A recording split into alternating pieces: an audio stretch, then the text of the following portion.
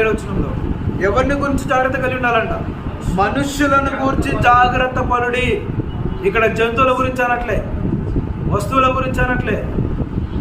నీవు నేను ప్రతిరోజు చూసే ప్రతి మనిషిని గురించి జాగ్రత్త పడి అంటున్నాడు.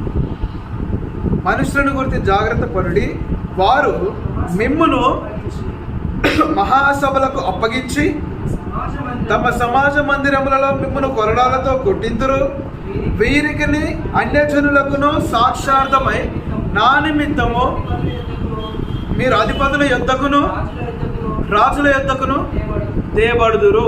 ఇది జ్ఞాపకం ఉంచుకోవాలి. చర్చికి వచ్చే ప్రతి వారికి మీకు ఎప్పుడో మంచిగా కలుగుతుంది, మీకు కష్టాలు రావు, ఇబ్బందులు రావు, మీకు ఆర్థిక పరిస్థితులు ఉండవు, అనారోగ్యం రాదు, దుఃఖం రాదు, చింత రాదు అంటారు కదా కామన్గా. రావు. దానితో పాటు వచ్చే ఇంకా కొన్ని ఉన్నాయి. నువ్వు క్రైస్తవునిగా నువ్వు క్రీస్తును శిలువ మీద మోసుకునేటప్పుడు, అనగా నీ శిలువను వెతుకునేటప్పుడు నీతో పాటు వెంటాడి ఏంటో తెలుసా? నీతో పాటు వచ్చేంటో తెలుసా? వారు నిన్ను మహాసభలకు అప్పగించి సమాజ మందిరములో మిమ్మల్ని కొరడాలతో కొట్టించి వీరికి అన్యజనులకు సాక్షార్థమై నా నిమిత్తము మీరు అధిపతుల యొద్దను రాజుల యొద్దను తేబడుదురు.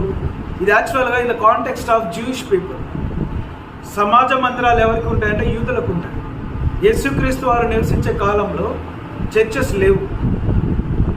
ఆయన జన్మించి మరణించి పునరుద్ధారుడై ఆయన ఆరోహణమైన తరువాత చర్చ్ స్టార్ట్ అయింది భూలోకంలో. పరిశుద్ధాత్మ దేవుడు క్రిందికి వచ్చిన తర్వాత మందిరం స్టార్ట్ అయింది, ప్రార్థన మందిరం అనగా చర్చి. ఆయన ఎక్కడ బోధించినా సమాజ మందిరాల్లో బోధించాడు యేసుక్రీస్తు వారు.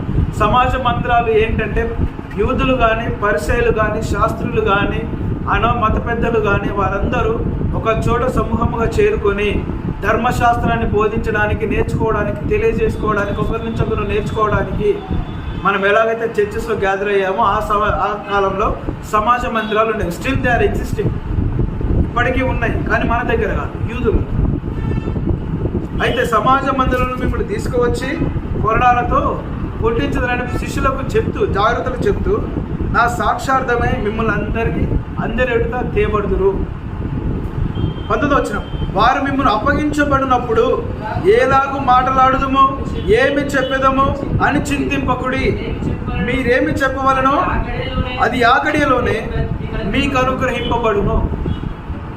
సమస్య వచ్చినప్పుడు ఎలా స్పందించాలో మీరు భయపడకండి.